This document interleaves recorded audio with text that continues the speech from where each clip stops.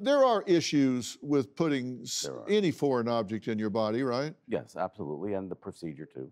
Yeah. You know, is it done sterilely? Is it done the right way? And what do you think about this being done not by a doctor? Well, it seems innocuous, but I don't know. Does it need to be approved by the Board of Health?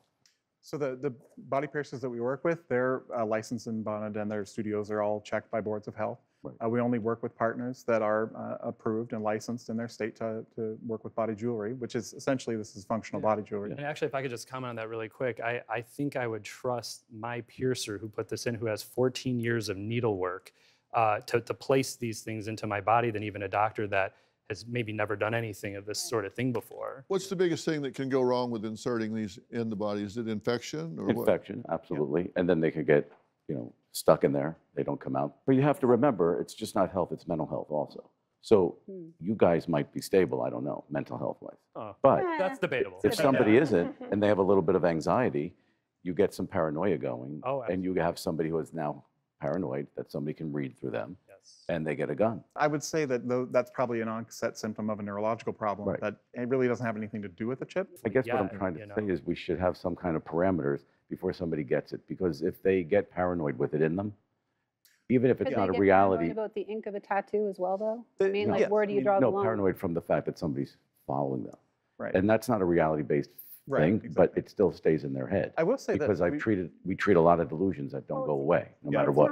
It's not all a delusion, because your digital footprint is following you. It's not necessarily because of the chip, but it becomes indelible. It becomes something you can't take off, like a ring or a wallet or a card in your thing. But you said your that digital footprint is following you around. Yes, but you're dealing with somebody who's not reality-based at a certain point. And then what do we do? People that have gotten it and then immediately had this issue, and they're like, oh, I don't want it. And then they just, I said, great, go to your doctor and they did. You know, well, we so have to take a break. Screening.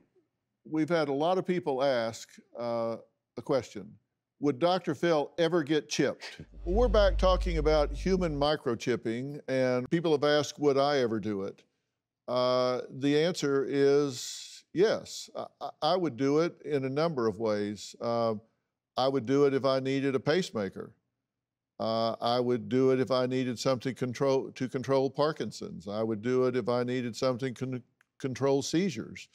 A lot of these things have been going on for a long time. People just didn't call them human microchipping. We have smart clothing. I don't know if people pay attention to that provide biometric data like heart and breathing rate. This is a multi-billion-dollar industry when you take all of this stuff into account. The percentage of people that have a smartphone, which I swear is attached to most people's body. I don't know that you see people, you ever see them without this attached to their hand? And is this the wave of the future? I don't see how it cannot be. You had a question or comment? I was just thinking earlier when you said you can walk out the door as a kid without anything. Is there ever a time that, like, I like to go off the grid a little bit, and it will always be with you no matter where you go?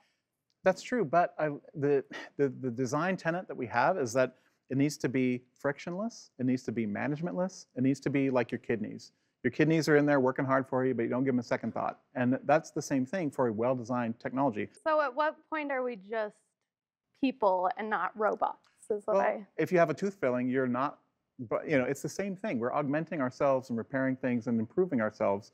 You can't be just a human. I mean, that's a cochlear implants, hearing aids, all these devices we wear to help us function as normal. I mean, no one's making you do it, though. If you don't want to do it, you don't have I to just do it. think out of convenience versus medically is different. Do you have a story or a question for me? Click the link in the description and tell me what in the world is going on.